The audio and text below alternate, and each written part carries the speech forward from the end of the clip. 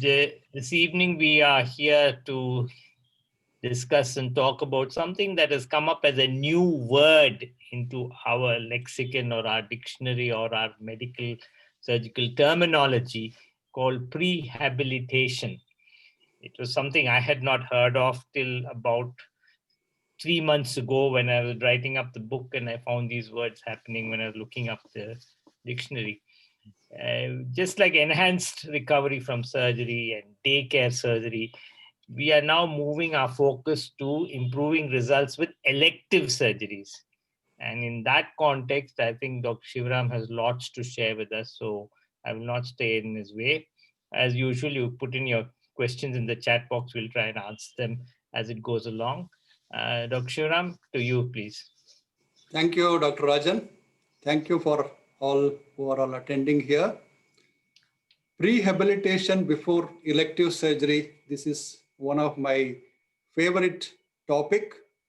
As Dr. Rajan said, many of us were not familiar with this. When we started doing the abdominal wall reconstruction and basically the bariatric surgery and all, we got into prehabilitation mode of many of these patients, and the results were fantastic, and a lot of things improved in our care pathway. Let me start with a small case capsule here. See, this is like any other case of our day-to-day. 67-year-old frail gentleman. He had vague abdominal pain and discomfort, went to a physician. Then on evaluation, he found to have a carcinoma in the ascending colon, properly evaluated, and fitness was given by the physician. Patient was type 2 diabetic, and HbA1c was 8.7. Smoker, chronic smoker, and a sedentary lifestyle, hemoglobin 9 gram%. So then he was admitted by the surgeon and underwent a open right hemicolectomy. During the course of surgery, he received a 2 pints blood transfusion. So everything went on well. Surgery was good, and the relatives were happy. Post-operatively, this patient started coughing. Then on X-ray, it showed a pneumonic patch, and for that, he was to be treated with continued antibiotics and all the treatment for the pneumonia. Meantime, he developed some wound infection and wound dehiscence, and his discharge was delayed, recovery delayed, and required dressing for a long time. Later, few months later, he developed a incisional hernia, which required surgery later. So if you see in this case, for an ordinary person, everything appears good, everything went on well, everything documented, and he received the correct treatment. Unfortunately, he developed some post-operative events, and however, that was appropriately treated. So the question is, anything better or different could have been done for this patient? So let us look into this. Maybe we'll, no questions there, so we'll go there. So the point is, surgery is like running a marathon, especially the major surgeries. You don't go to marathon without proper preparation. Many of the people who run marathon or do exercises know that this requires at least a month's preparation. And if you run a marathon without proper preparation, it doesn't have any good results and nobody will be satisfied. So if this surgery is like running a marathon, both even surgery requires adequate preparation. there are invisible and unmeasurable physiological challenges which occur when we do a marathon or do a major surgery. There is massive neuroendocrine and inflammatory response to this surgery, which many things may not be measurable and may not be noticeable at all and goes unnoticed. If you see the literature, the post-operative complications after major surgery can go up to 40%. And the length of hospital stay and the recovery can be prolonged and increased readmissions. And all this costs a lot of money. So with these things in mind and the assessment of risk of complications in a particular surgery, it's not that we are thinking about the stage of the disease or the problems associated with the disease itself. The high risk surgical patient has a lot of things to assess. He may be older person and a frail individual. There may be multiple comorbidities. And many times we don't take his lifestyle and behavioral factors into consideration before posting him for surgery. He may be very physically inactive and poor fitness level, smoking, and hazardous drinking. And there may be some elements of impaired nutrition or malnutrition. So the point is, we have to take a holistic approach before scheduling these patients for a major event. In this context, I think we should uh, think more about prehabilitation. This is nothing but a rehabilitation process prior to surgery with the aim of making the patient good to undergo this surgery and to have a good outcome and an excellent recovery after the major event in the life of this patient. The name comes from basically two suffixes, that is preemptive rehabilitation. Pre and rehabilitation comes from preemptive rehabilitation. So as I said, major surgery requires the preparation of various systems, and also it is an opportunity to optimize the risk factors and improve his functional capacity before he goes for surgery.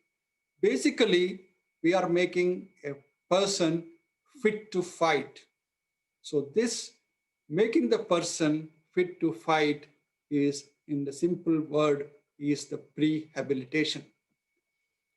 Pre-operative period, if we spend little more time, it gives an excellent opportunity, and it is described as the teachable moment in the life of the patient. He may not be receptive when somebody says during other time, but if a person has to undergo a surgery and the surgeon says certain things pre-operatively, the patient is definitely receptive and his behavioral changes can be perceptible, and it can be a life-changing event in his life altogether. It may be the smoking habit, it may be the hazardous drinking, which he is used to it, or he may be uh, eating unnecessarily and unintentionally and putting on weight and the weight management. Many things can be changed if we take little more time during the pre-operative period. So a partnership concept has to be evolved between the patient and the surgeon, that these are the things you have got going wrong in your lifestyle. And if you change these things and take little time and then come for surgery, or we'll post you, once you improve a little bit, it may have a lifelong effect on these patients, and we may have a good perioperative outcome. More than that, what I see is that when we say all these things, patients are very receptive. And if something goes wrong during the post operative period, they can't blame the surgeon totally. So they are also responsible for their uh, surgery and also post operative complications if there is any. And we are putting the patient in the center of the entire thing, and he has to own his responsibility also to some extent. So I say many patients that it's a 50% myself and another 50% yourself partnership. We will do our job best. So you have to do your things best. So these things can have definitely lot of changes in these patients. So Dr. Rajan, Lakshman, others, so you have any opinion on this, or what do you think about it? Very nice intro. Sorry. Yeah, sorry. Go on, Rajan. Now, the problem that we have is the very short interval between diagnosis and doing surgery. There isn't a significant emphasis given on to pre-operative preparation of the patient, physical, mental, and other things. It comes as a kind of a shock, and then 2 days later you're operated, irrespective of the change. And things like hemoglobin and other things are corrected by blood transfusions, which is the wrong thing to do.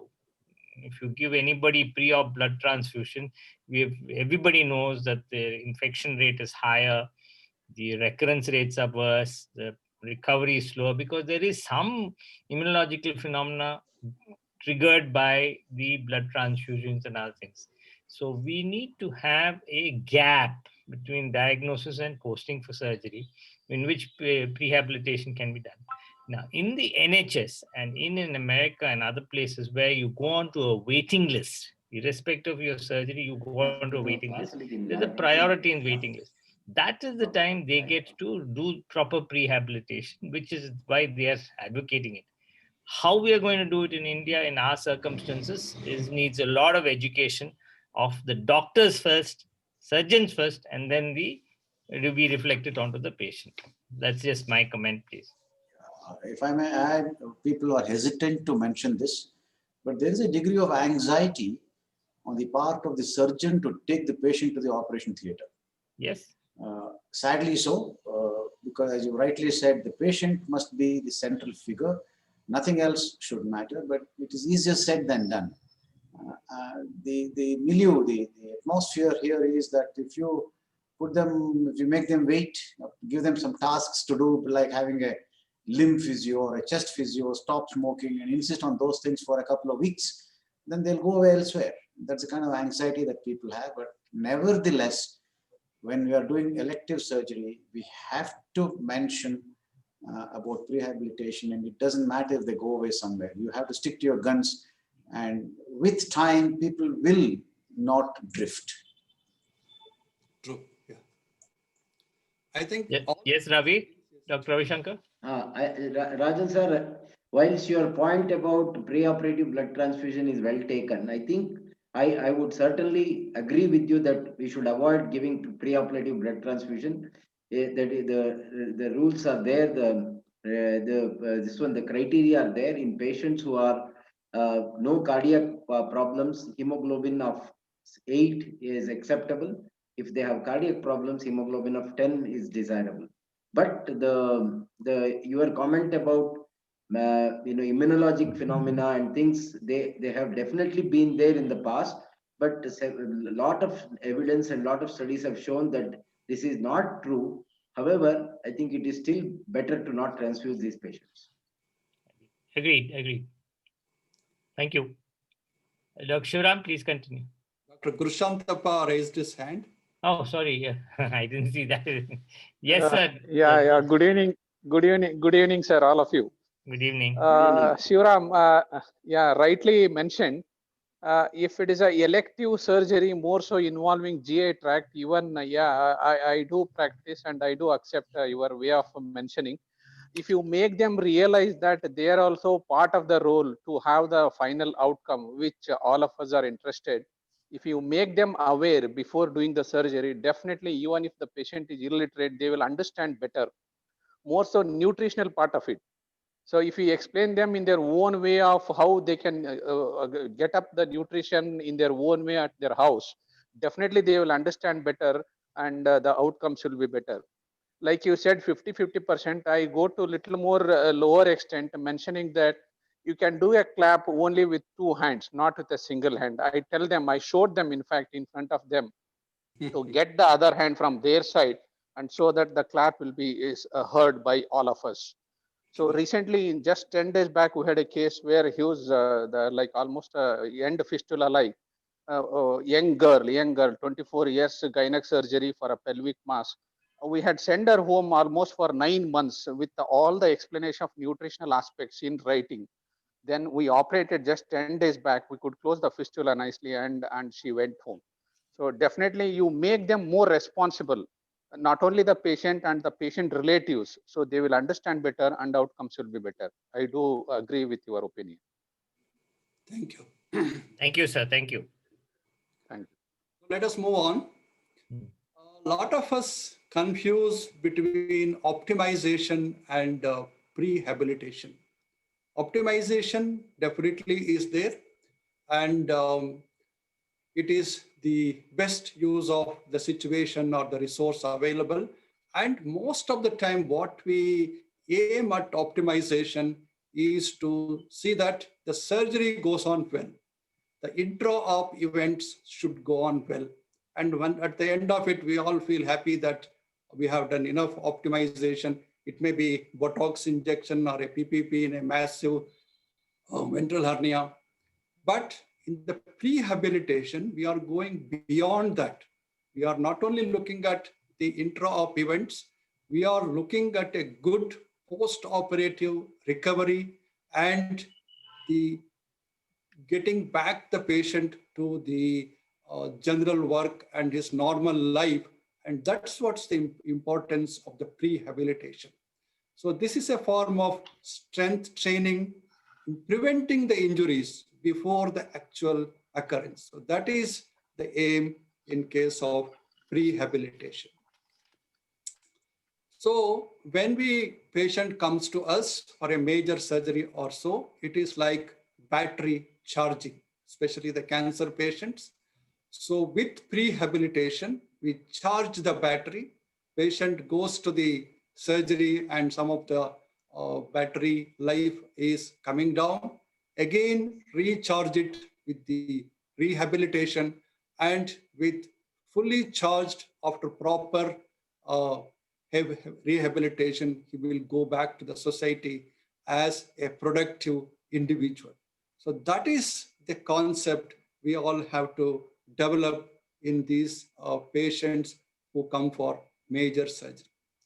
If you see all the research and whatever papers produced, prehab and without no prehab, there is good evidence that if you have done a good prehabilitation, most of the patients don't go into ventilator or even ICU. We can avoid.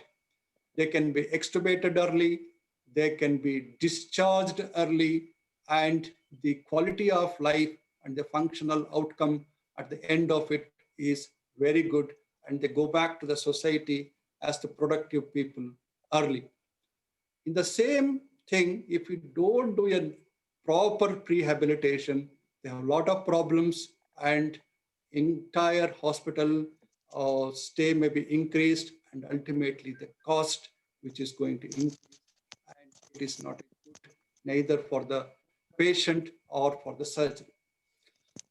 Next, come to the crux of the issue, how to do prehabilitation. Basically, there are 3 or 4 factors which we have to remember. Using a good combination of psychological, the physical, nutritional, and also the behavioral changes which we can adopt or emphasize on the patient to do before surgery. definitely the ultimate outcome will be good.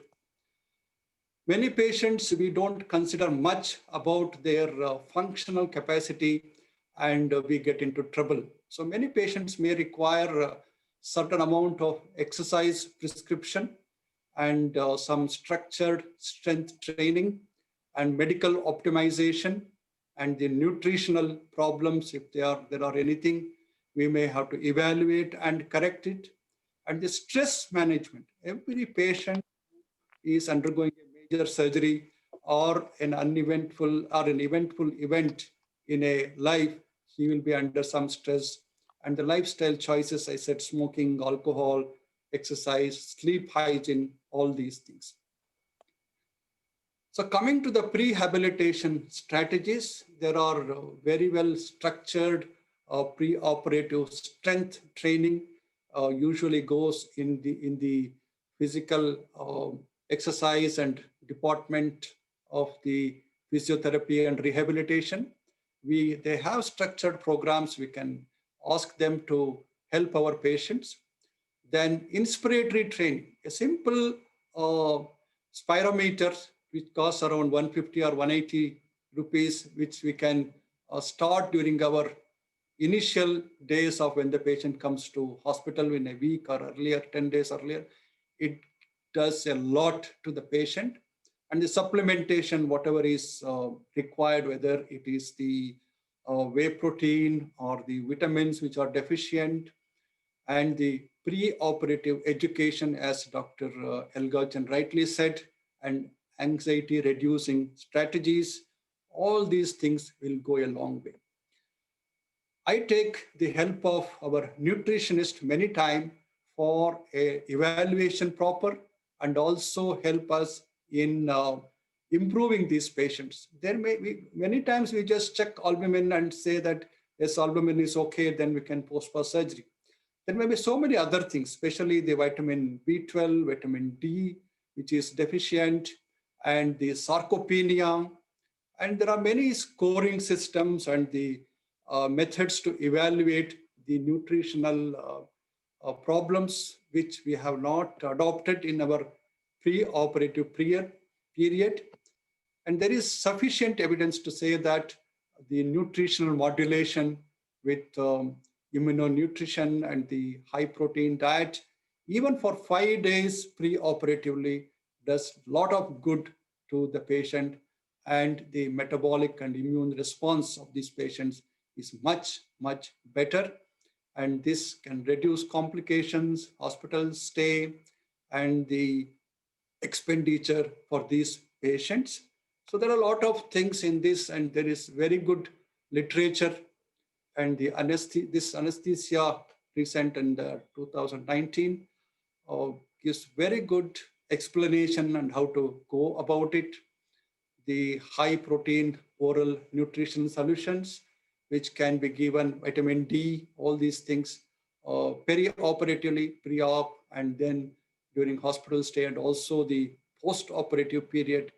They do a lot of things good for these patients, especially our lot of vegetarian patients. Many of the deficiency may be there, and also the proteins. Earlier, the surgeons has the habit of prescribing vitamin B complex and vitamins and tonic to the patients. All that has given away. I think at least these, if you properly evaluate and supplement what is deficient, that should definitely do good. So already you all spoke about preoperative anemia correction. I fully agree that we should not think giving blood is the solution. There are so many other things. Most important is we have to evaluate why the patient's hemoglobin is low, and not presume that just what disease he has caused this one. So once we properly evaluate, and that is the iron deficiency anemia, quickly we can improve even the hemoglobin without transfusion with a iron therapy intravenous and vitamin B12 folate. And if it has to be improved quickly, Many people give erythropoietin, which can improve the hemoglobin in about 3 to 7 days or so. So I think we should think alternatives to blood transfusion unless it is really necessary. And even for the major surgeries, the transfusions is almost no these days. I think we should look at how to evaluate anemia, and also if there is not an emergency situation, definitely we can correct the anemia with other methods other than blood transfusion. And sarcopenia is another thing which we don't think about it at all in most of our patients, especially the elderly patients. It's a combination of progressive loss of lean body mass with associated functional impairment. So all of us will have this as the age advances unless we are doing good physical exercise. And sarcopenic obesity is another thing which many patients have, where the muscle mass reduces, especially the abdominal obesity increases. And this has a lot of problems post-operatively. And if we can take some time before surgery and correct these things, definitely good. As the age advances and the sedentary life, especially even youngsters, we see there is a very sedentary lifestyle which can cause a lot of hormonal changes in the body, and the decrease in the motor unit numbers, altered satellite cell number and function, mitochondrial dysfunction, and the cell protein metabolism impairment, and increased inflammation. All these things definitely will have an effect on the post-operative outcome of these patients. How to assess sarcopenia? A CT image at the level of L3 spinal level.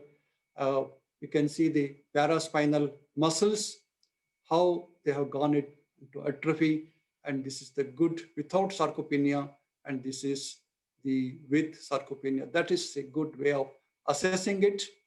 Definitely, we can improve this patient pre-operatively if we take some time. uh, Better to take nutritionist help, and the protein intake has to improve 1.5 to 2.5 grams high protein diet in these patients for some time, and a supervised structured exercise training. It requires to be supervised because some of these people may hurt themselves, and they should come to the physiotherapy department, get their muscles strengthened, and with that program, then their post-operative outcome will be definitely much better. This is another thing which we have to adopt in our surgical routine. So any comments till now, Dr. Rajan sir?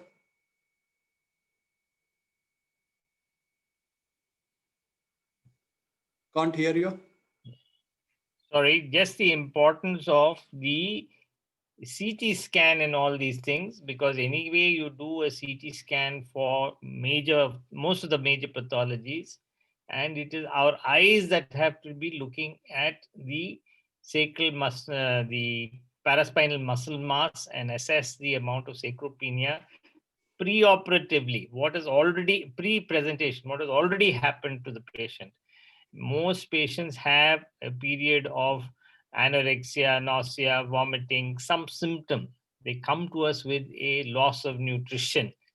And it's much more important that we look at these points. We never look at these paravertebral structures and other things. So it is important that the CT scan is assessed in a more global view.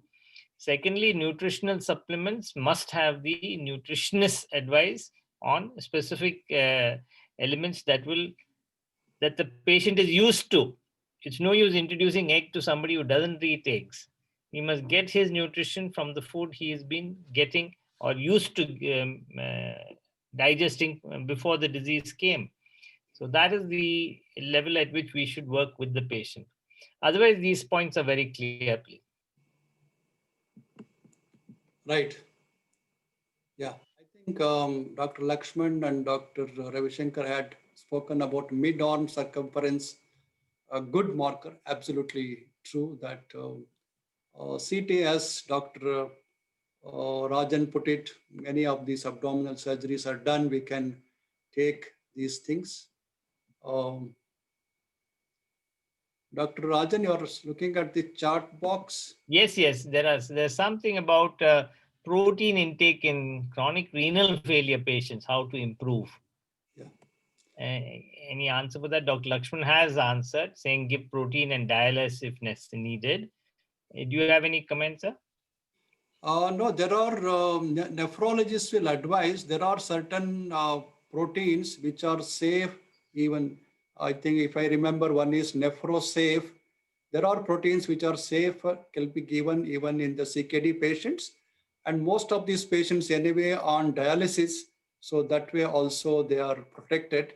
So there are ways to come over this problem. Dr. Gurshantapa has put a very important comment.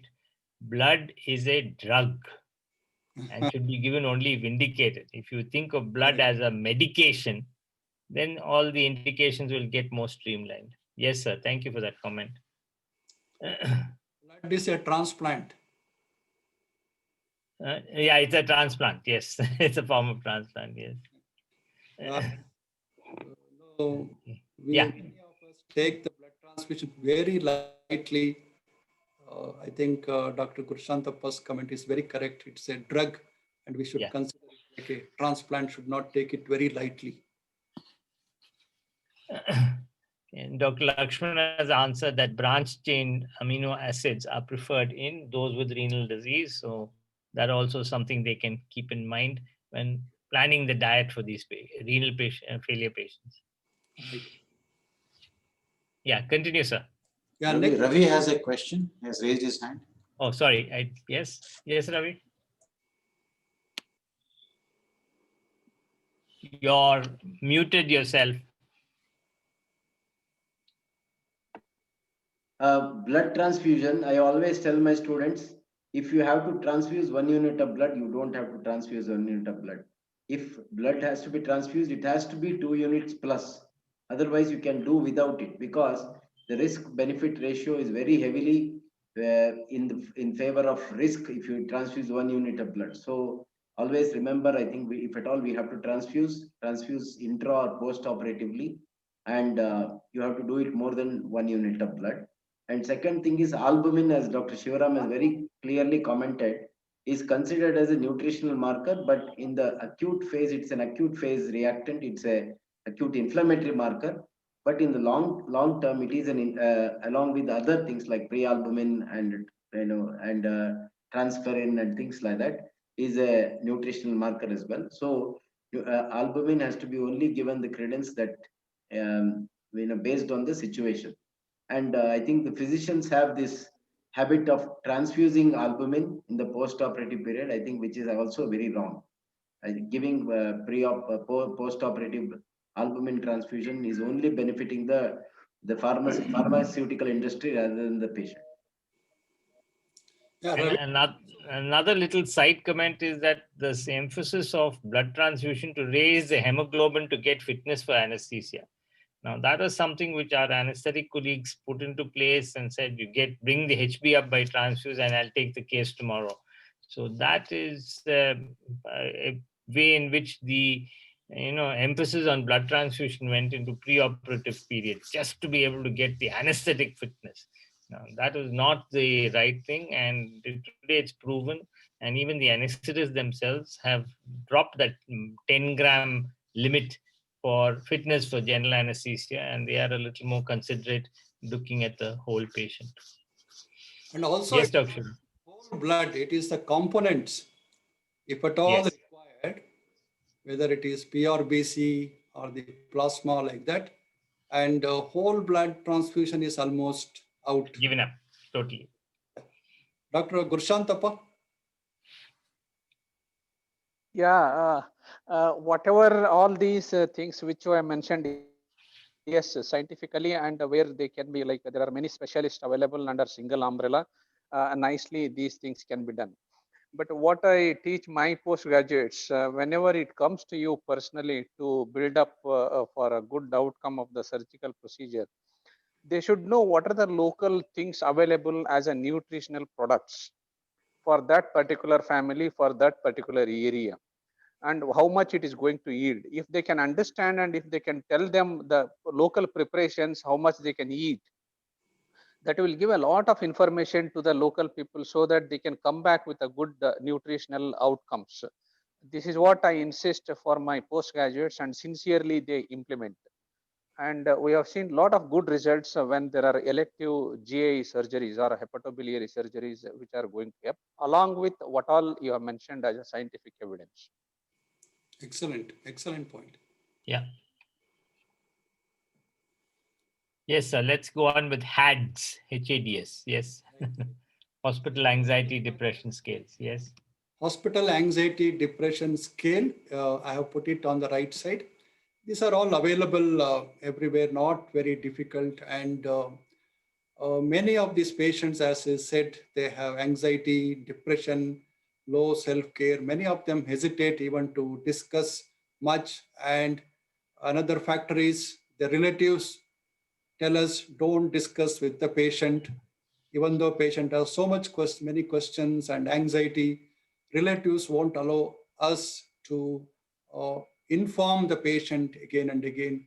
So these things are changing gradually. I think we have to educate the relatives also, and then take the patient and the relatives uh, into consideration and do the proper intervention. And psychologists are now available, therapists, they are all very um, helpful in these case patients, and always better to take the help of these counselors in improving the psychological factors in these patients.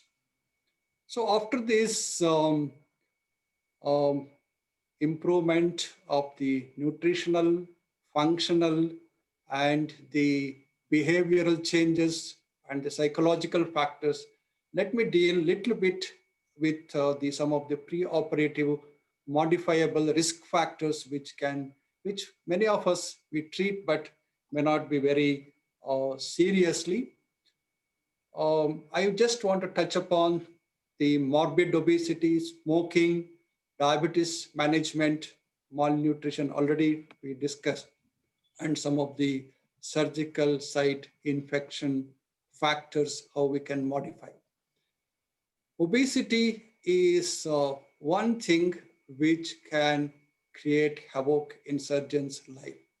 Every surgeon for a thin patient is a delight for every surgeon and also for anesthetist.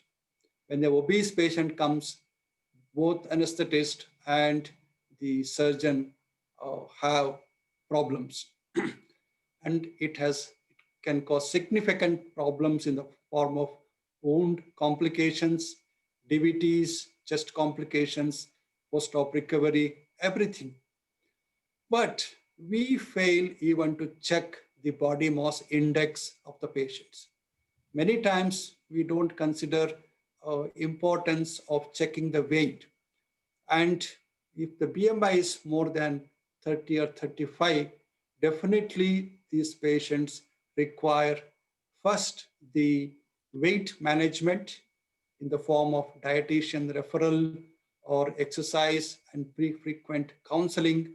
And if there is time, definitely better to reduce. Nowadays, I refuse many of these patients who have 35 to 40 BMI, 45 BMI, tell them first strictly on reduce weight and then come for surgery and then continue losing weight post-operatively.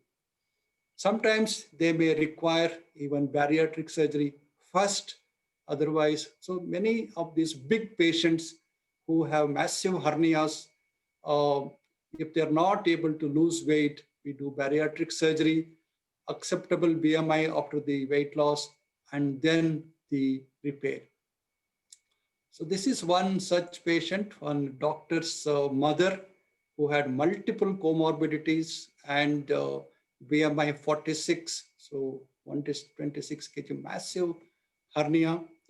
So we did sleeve gastrectomy initially and waited for 1 year, and then improved her all other parameters, and then took up her surgery, and everything went on well. And that's one happy family which tells so many other people that how to manage these patients. Many of us get into this vicious hernia cycle. The obese patient operate, repair the hernia, then there is a mesh infection, then readmission, then remove the mesh, and then again reoperate hernia. So this cycle we see many often going on without realizing that it's all because of the morbid obesity patient have, where whatever you size of the mesh you put may not hold if the patient continues to put on weight. Smoking is another problem. I don't want to talk much about it. All of you know very well that at least 30 days prior to surgery, if you stop smoking, um, it has a lot of effect in the post-operative period, and the patient can do much better. Diabetes mellitus. So physicians may give fitness, but it's best to have an acceptable HbA1c of at least less than 7, ideally 6.5 or so, and good glycemic control gives a lot of good results post-operatively, especially the surgical site occurrences in these patients. Carbohydrate loading. This is till recently also I was not practicing. Um, so then I realized how criminal it is to keep the patients fasting many times more than 12 hours or so. And without, it's only for our convenience we were doing that. There is a lot of good evidence to say that if you do a carbohydrate loading of these patients 2 or 3 hours prior to surgery, there is reduced perioperative hyperglycemia, improves insulin resistance, maintains muscle strength, decreases patient anxiety because patient has something to drink or take in the early morning of the operation day. And also it reduces lot of length of hospital stay. There's a lot of good literature on this. And one we started using is pre-carb, which costs just 200 rupees. We give them at 6 o'clock in the morning, whether the patient is at 8 o'clock or 9 o'clock, 10 o'clock. So patient had something in the morning, so they're very comfortable. And this is one thing I think we all can start practicing. Many of the anesthetists are very worried that patient takes, if you say something clear liquid, patient may take some coffee or something semi-solids, and then they have problems. I think the confidence building measure, though, that way this pre-carb is very good so that it's clear. Anesthetist is also happy to give that. So this is one thing we can adopt in our day-to-day surgery practice. There are a lot things I think we have already spoken about this surgical site infection factors like chlorhexidine bath on the previous day evening and on the day of the surgery, and prophylactic antibiotics at the time of induction or 30 minutes prior to surgery, prior to skin incision. Prophylactic postoperative antibiotics, there is no need at all. Single dose is enough. Hair shaving is no, and if at all hair clipping has to be done, it can be done in the operation theater of the patient has given general anesthesia. That's what we practice. There is no need of bowel preparation, most of the cases. And many of the patients, without our knowledge, may be taking homeo medicines, Ayurvedic, Unani, and this is one history we should take, and it should be stopped 3 to 4 weeks prior to surgery, because many of the things we don't know what they contain, and many times it may prolong the bleeding or clotting time and cause havoc in the post-operative period. This is my analogy of holding an umbrella before rain and after the rain starts. How many number of umbrellas you give, the person is already wet.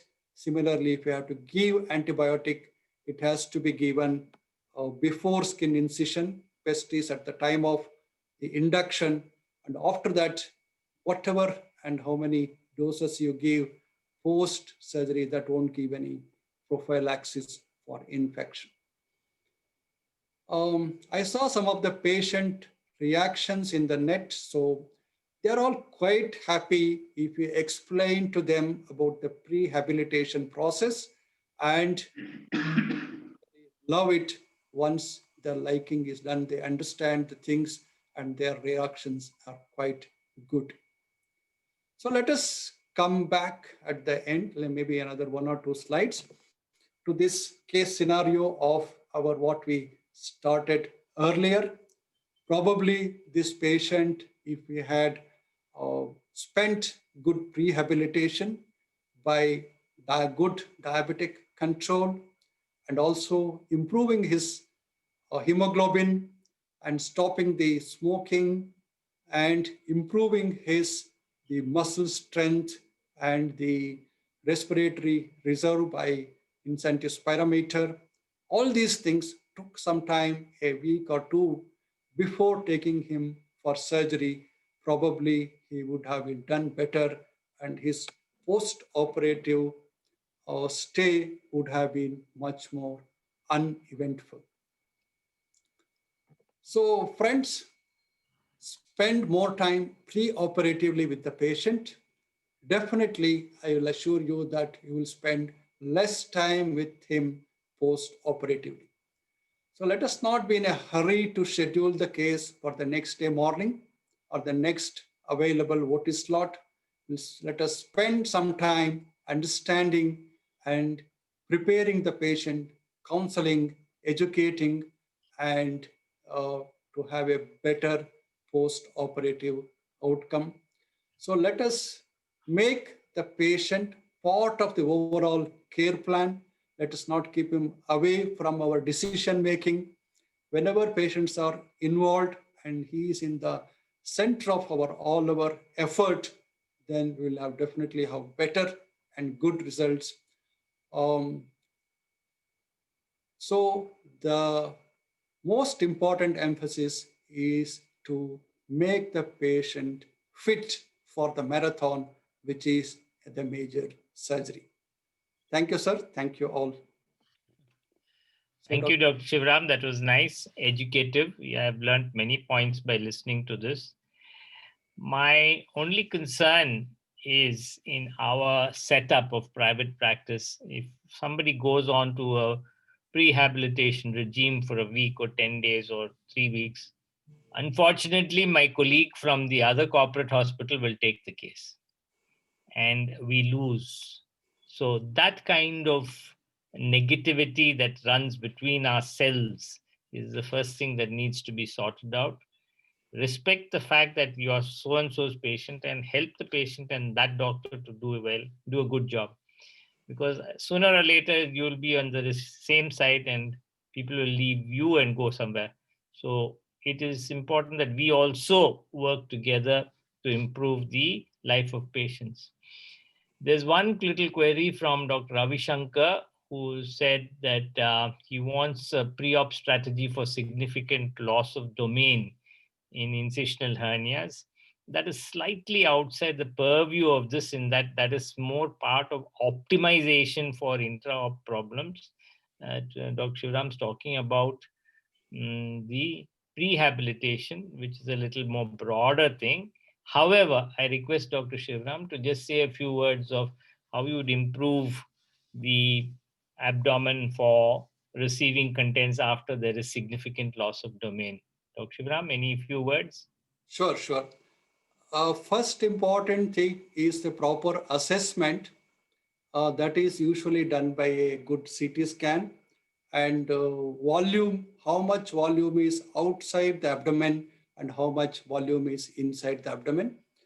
Broadly, if it is more than 30% of the viscera is outside the abdominal cavity, then these people most often require optimization. We make a good chest preparation, and most importantly, to put the contents into the abdomen. Two things we do. One is pre-operative pneumoperitoneum. I have practiced this one or two patients. It takes about 2 weeks every day to uh, fill air into the peritoneal cavity. What I do is put a guided catheter into the peritoneal cavity by the interventional radiologist, by the ultrasound guidance or sometimes CT guidance, and keep it. And this is used every day. The patient comes to the hospital and air is injected into the peritoneal cavity till he feels a little bit of discomfort, and again he will come next day or the next day. So like this, if you do for about 10 to 12 days, and again if you do a CT scan, it shows that most of the contents can go back into the peritoneal cavity. That's the time he is ready for surgery. The other way of doing it is the Botox injection on either side of the uh, mid-axillary line, right side or anterior-axillary line. We inject the Botox. There is a calculation for the preparation, everything. This temporarily paralyzes the oblique muscles so that the abdominal wall gets relaxed. So this effect gives good, and after this Botox injection, wait for about a week or 10 days and then do surgery. In massive cases, we can use both PPP and also the Botox injection to improve and increase the space inside the abdominal wall cavity and then do the surgery. So both these methods are practiced. Right. Thank you, Dr. Shivaram. That was nice. Dr. Rohit Kumar has asked any comments for training programs for improving muscle mass, aerobic or weight training kind of things in the rehabilitation. Is there any specified programs, any specified schedules? Definitely it is there. If you see the net also, you'll get it. But if you tell your physiotherapy department and ask the patient to come to the physiotherapy department pre-operatively for a week or 10 days, they will definitely help them. See, improve the muscle strengthening exercises and also the cardiorespiratory strengthening exercises. You can ask your physiotherapy department, and that itself is good. They will do a good job. And it is also important that you do not do too much of isometric exercises where you increase muscle mass, but rather you do the repetitive exercise so that you increase the muscle tone and the strength of the muscle. So there is a little need for professional help in guiding to form these programs for the educate the patients for this, and the physiotherapists are the best for it. Yes. Right. Anybody, any open house? Anybody wants to add some comments? Good topics to start the year. Congratulations. Nice talk. Dr. Shivram, I think we are greatly indebted to you for preparing and bringing it to us in such a nice way. This is the first of the major talks of the year, and I think we shall look forward to more from the august faculty that have attended and also the students to participate in a wider range. I only wish more people had tuned in because this was highly educative, especially for the postgraduates, but we seem to have had about 20, 22 people only. Nonetheless, more smaller the audience, but more attentive the audience. So it's better to have a small and good audience. Thank With you. that comment, I'll say thank you. And Dr. Shivaram, thank you very much once more.